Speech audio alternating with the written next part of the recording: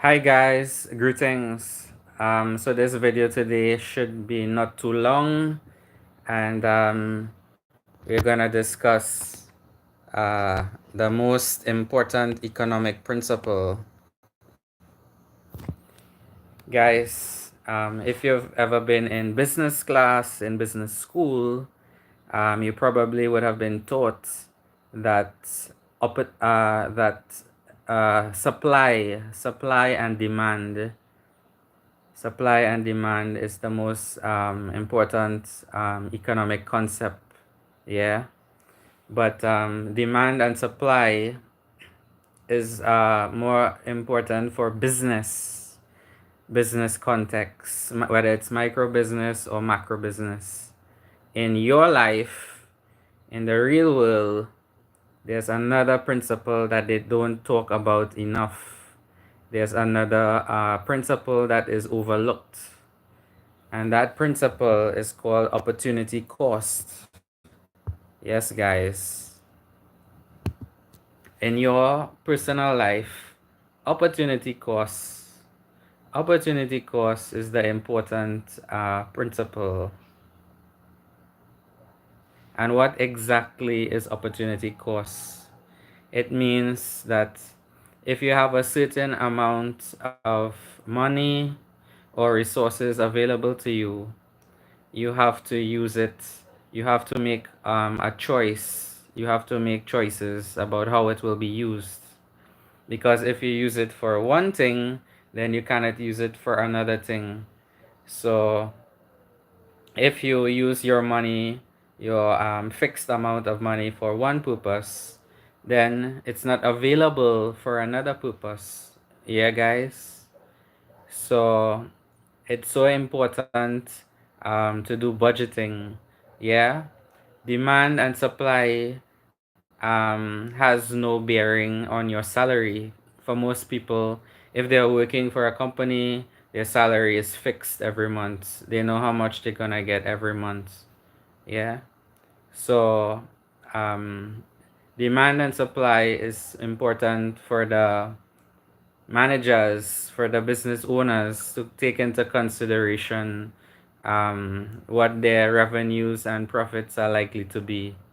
But for you as an individual, when you get your fixed salary, you have to budget it every month.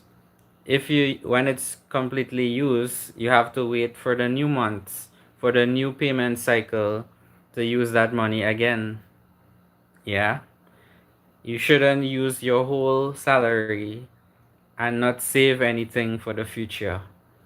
And then you're always in a desperate or you're always in a financially risky situation.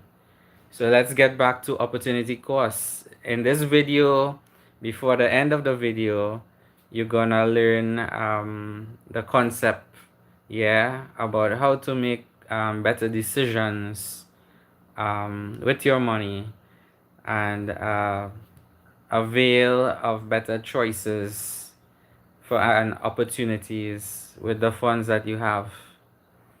So we will use $100 as an example. Now I'm not talking about US dollars here or Canadian dollars or Australian dollars, for instance. I will base the video on my local currency, which is in Trinidad. So it will be more or less Trinidad and Tobago dollars. And we're dealing with a budget of $100. Okay, so if you just have $100 to use, what are different ways you can use this single $100? So here we go. This list is not exhaustive. There are so many ways, possibly in an infinite number of ways you can spend $100. These are ones that might come across your mind in your daily life or in your living. Yeah. So here we go. You could pay for your child to do a zip line in Trinidad, and then you can buy your kid snacks also from that same $100. Or you could buy a bottle of alcohol let's say a bottle of whiskey, black label or whatever, and then can also get some chaser to go with it. Or you can buy them two snack boxes of their favorite fast food, KFC or McDo or whatever, and also another lunch, maybe a Chinese lunch from a Chinese restaurant. So you see some ways we could have spent that $100. Let's go for more.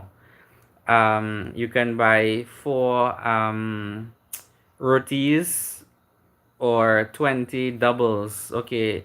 You may not know what that is if you're not from Trinidad or the Caribbean. So this is just an example of some foods, local foods here. Okay, let's keep going. You can buy a spade and some seeds, right, for the garden from the garden shop, and you can start your own kitchen garden. Yeah. I got a good point from my brother. You could start a candy business. You buy a pack of candies and then resell it. Invest $100 into your business. You could start a candy business from that $100. You can go to the casino and play the slots and only hope to gain on your money. So you're likely to lose it all, or if you're lucky, you can get more. So that's another way to spend $100. So all of these so far are opportunities or ways in which you could use the $100. And you see it's many, and the list goes on and on. All right, so let's see. You can take 20 chances in the lottery. You can deposit the 100 in an account and forget you had it for 10 or 20 years. If it's an interest bearing account, you will see an increase, some kind of incremental increase after the time. Or you can pay for a round of beers with your buddies if you're hanging out with your buddies at the bar. You could buy a hot dog, you can buy a chicken combo for your kids, get them some Doritos or nachos like that, a large popcorn from the movie theaters concession stand, and maybe you'll still have $3 as your change, as spare change. You can also buy a family meal at your favorite fast food restaurant and consume that $100. So there are so many ways. You can buy a ticket for yourself and your date to the movies. You could buy something for a poor person, a homeless person. You can buy them some food, some dinner or lunch. What else you can do? You can probably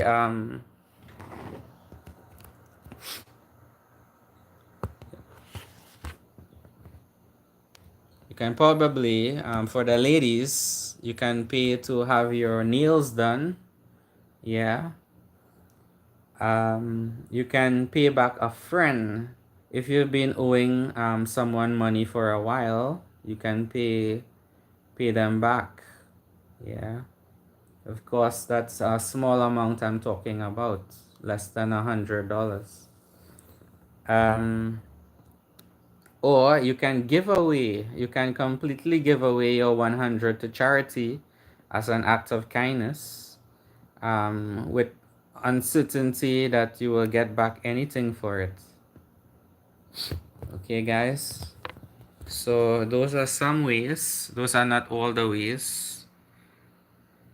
So basically,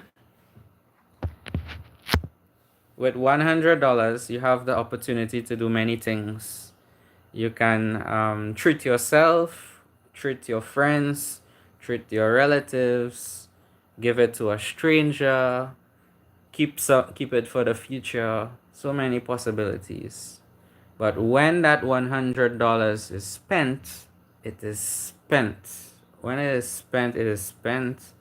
you're gonna have to wait to get back the another $100 in a different way to be used another time. If you later realize that the way you spend the $100 wasn't your preferred way. And you say, if you decided you were gonna buy your buddies drinks and then afterwards you bought them those drinks at the bar and you could have instead helped a family member with it. You cannot do it anymore until you get a new $100. So now you see what is opportunity cost. So to make the best opportunities, get the best opportunities for yourself, maybe you have to do some brainstorming before spending. Think of, let's see, what ways can I use this money? Let me figure out some potential ways I can use this money. And then you choose the best option at the time. You choose the best option for you so that you don't have dissatisfaction, you don't have disappointment, you don't have regret sometime down the road. You will feel that you made a good choice, a satisfactory choice, and you're happy with your decision. You got some measure of happiness for the way you spend that money. So, guys, you see what opportunity choice is all about. Okay, so this is what is really important. Demand and supply is nothing much to us as individual consumers.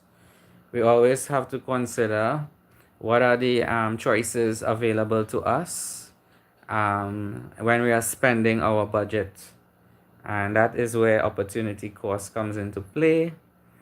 And we can apply that philosophy of opportunity cost not only to money, we can also apply it to our time, how we spend our time. Yeah.